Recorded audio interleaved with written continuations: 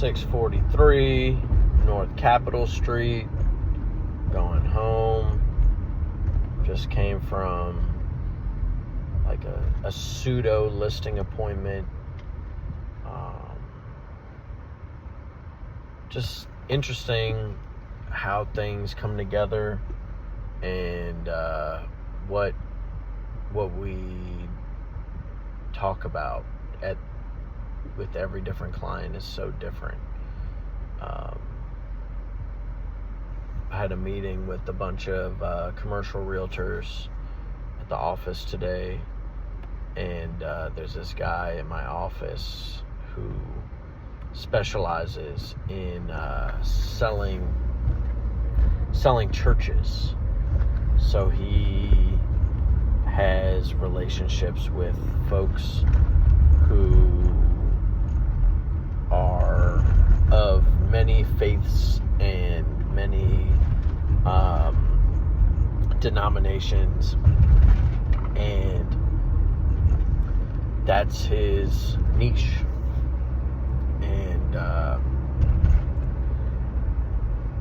they were picked, the guys who were in town, folks in town from the commercial division, were picking his brain about kind of how his business works, and it's something we all know, but it's that reminder that it's about the relationships, and being able to really listen to what our friends and clients are saying, and be thoughtful and empathetic, and bring new ideas that we gather from all of our experiences to those relationships, and that's kind of what spreads, right? So we kind of we do that with repetition. So we've got the muscle memory when it comes time for our clients to make their big life decisions that we advise them on. And so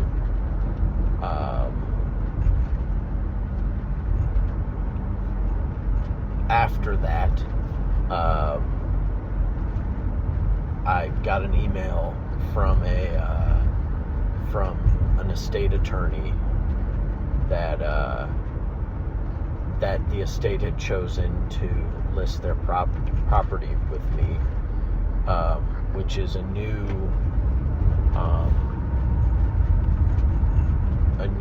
client. So it's an estate attorney I haven't worked with in the past, but somebody that I know through neighborhood activities and being involved in different kind of organizations and boards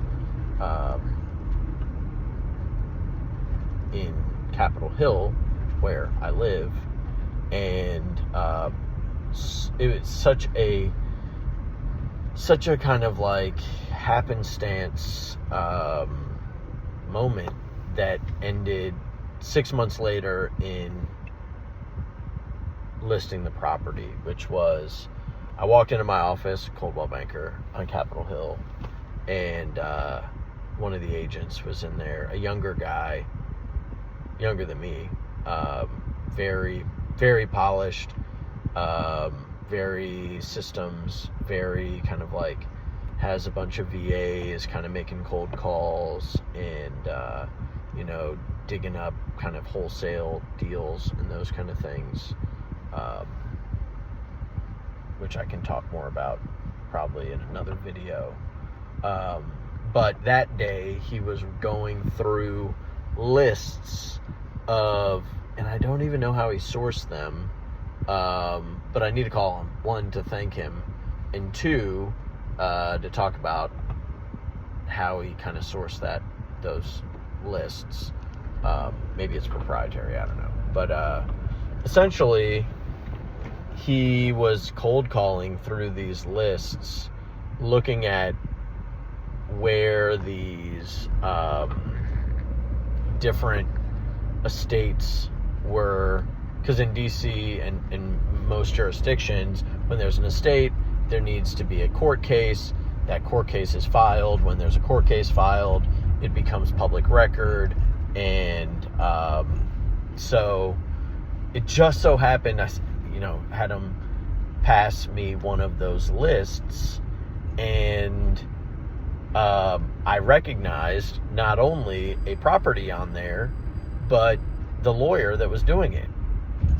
And beyond that, the property actually was something that matched with a buyer, a client who was looking to buy a property, was looking for. A 2-bed condo on Capitol Hill, close into the Capitol, near Eastern Market, right? And so I reached out to her. I made one call from that list. I didn't really look too far into the rest of the list. It was almost like, once I saw that one, I said, oh, you know what? My clients are going to love, that's the one. So I reached out. They weren't at the point where they could show it yet. But we started the conversation. I may have somebody for it. Months later, this was in the winter.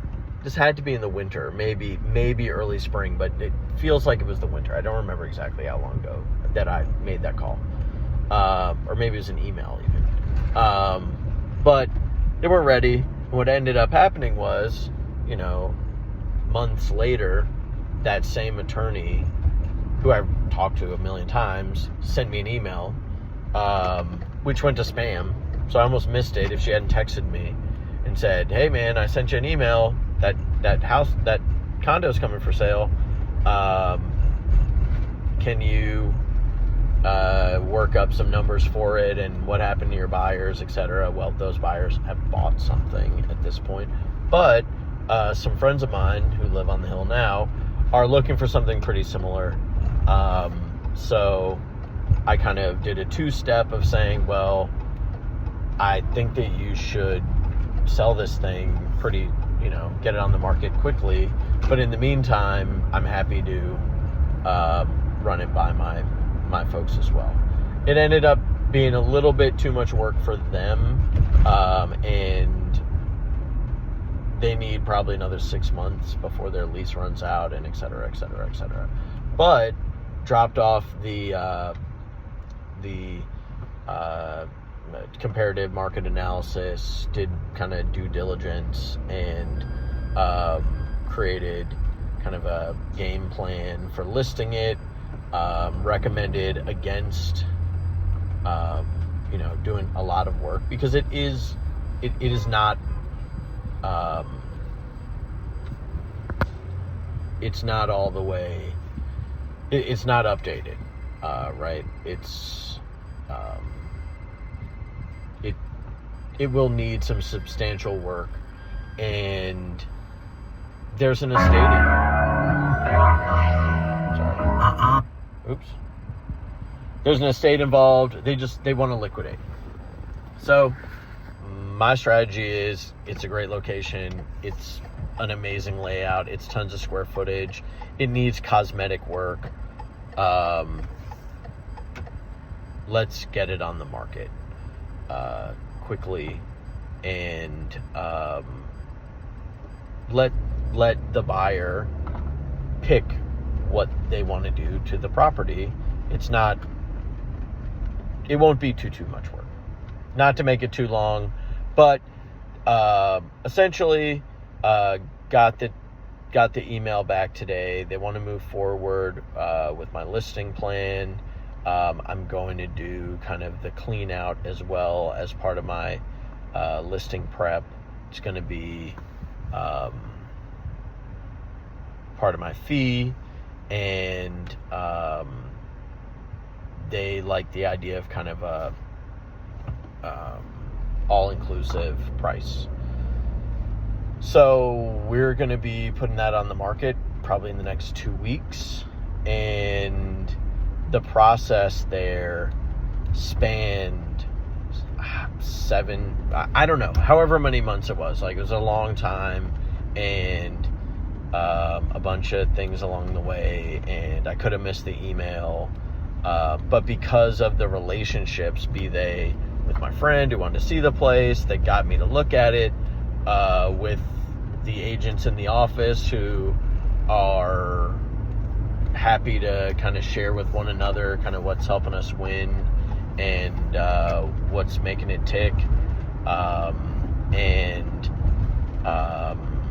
with the lawyer and etc. Like, all of those kind of pieces together that's when people say it's relationships, right? And that's also the fun part of what we're doing here with fuck that. 8 doobies to the face. That's the real estate. And it's hard. Like, that's what I realize. That's why I'm kind of going for some kind of long format kind of conversations along with kind of my marketing, that real estate, because that's hard to fit into a Instagram blurb. But it's what makes us valuable, makes me valuable, makes my business valuable, is that I maintain those relationships. The agents around me, for the most part, don't think I'm an asshole. And the people in my industry and other industries can entrust me with doing the work. And if I got somebody who is, looking for real estate advice, I can also, potentially sell something off market, etc. I don't want to over belabor it. It's a long point to basically say it's relationships. It's what the old guys say, the old gals say, older. That sounds crazy. But it's also just super true. And that's what I'm thinking about today, coming from a whole nother story. The listing appointment I just came from, sold to the house, things happen, just moved to Philadelphia, and so whatever, 4 years later, 3 years later, we're prepping it for market, and there's all kinds of stuff everywhere. But her partner built this amazing greenhouse in the back, and did a bunch of customizations to the backyard that make it feel like a real home, which is great. Tacoma, DC, gonna be a really beautiful listing, and somebody that I met doing really organizing work in 2020, right? And will be really sad for them to leave DC, but excited for them. I was just in Philly. Philly's amazing. I got great friends out there, and I know that the house that they purchased out there through a Coldwell Banker agent that I referred, and are renovating out there, is gonna really be a beautiful home for them. So again, it's kind of these winding, meandering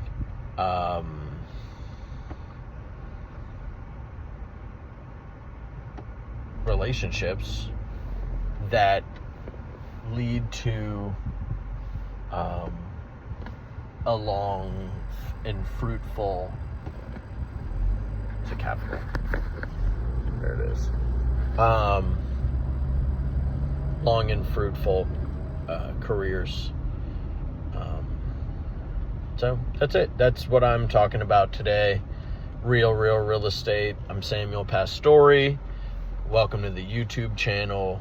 It's a channel it's YouTube, it's real estate in Washington, D.C., and some philosophy or whatever, thinking about things along the way.